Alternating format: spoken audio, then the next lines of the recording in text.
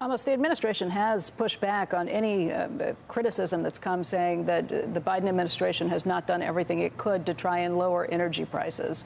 There's a story on the front page of the Wall Street Journal today that says leasing is down exponentially under the Biden administration versus the Trump administration before it. I believe down 97% for leases versus Donald Trump just in the first 19 months of this administration. They say that there were only 126,000 acres that were leased through August 20th for the first 19 months of office. That's the lowest we've seen in the post-World War II era. The second lowest was under President Nixon, and that was 4.4 million. So substantially higher than anything we've seen to this point. Can you explain why that is? So, Becky, let's walk through that. For now, as we stand today, the U.S. industry has plenty of acreage to be able to drill on. It doesn't need additional acreage to drill, and they've said so themselves. They're sitting on a lot of leases that they can drill. And we've, in fact, the administration has encouraged oil companies in the United States to take their record profits that they showed at the end of the second quarter, and literally record profits, and invest those into additional drilling. There's no lack of acreage or leases for companies to be able to increase production at the moment, and we've called on them to do that. In fact, production is up in the United States and continues to go up, which is both natural because of the price environment and our encouragement.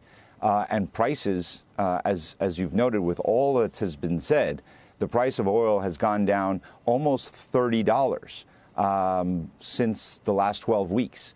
And price at the pump has gone from over $5 to today just around $3.50 for most Americans, $3.70 or so on average. So that is a dramatic decline in prices. So I don't think that the problem right now is on the fact that the oil companies don't have what they need to increase production. And we continue to call on them to increase that production, to increase and to maintain the high levels of refining capacity that we've seen. But almost if the president, as a Democrat, when he was, campaigning, he pledged to stop drilling on federal lands as a candidate. When you go from Harry Truman, we didn't know how to do any deep water drilling back then. That's the last time you were anywhere near a number like this. I just don't see how you can attribute that to they've already got enough. You go from the lowest ever was 4.4 million acres under President Nixon. You're at 126,000 acres.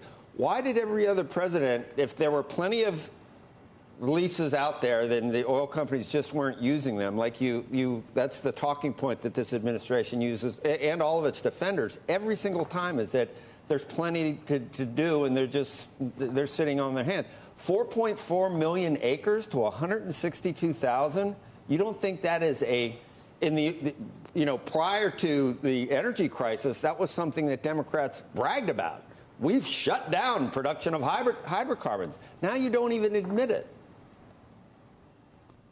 Joe, what I'm trying to say is if you divert your eyes away from just or rather expand your vision to the broader context here, it's not just about how much leases, and I haven't seen the article yet, but how many leases have been given this year. But look at how many leases are available right now in the hands of industry. They have what they need. When I meet with, I meet with the industry regularly. I don't get complaints from industry. I get it more from media and outside groups, but not from industry, that they are trying to get more acreage. They have what they need in order to increase production. And in fact, they are increasing production. We are nearing record production in the United States. And that's not the issue. And Joe, you keep talking about the energy crisis. I would say that prices under this administration, we had to deal with a war in Europe involving the third largest oil producer in the world, a resurgence of growth and demand, and as Becky said earlier,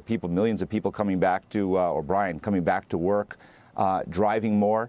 Driving season was healthy. The Labor Day weekend had a huge increase in gasoline demand, and yet we have been able to see a precipitous drop in gasoline prices at the pump. We've seen a drop in oil prices, and against all prediction to the contrary. So I agree with you. We need to work with the industry, and we'll continue to do that. But I believe that they have what they need at the moment, And we are open at any moment to have the conversation with the industry to understand what do they need right now to increase production to support us. Shepard Smith here. Thanks for watching CNBC on YouTube.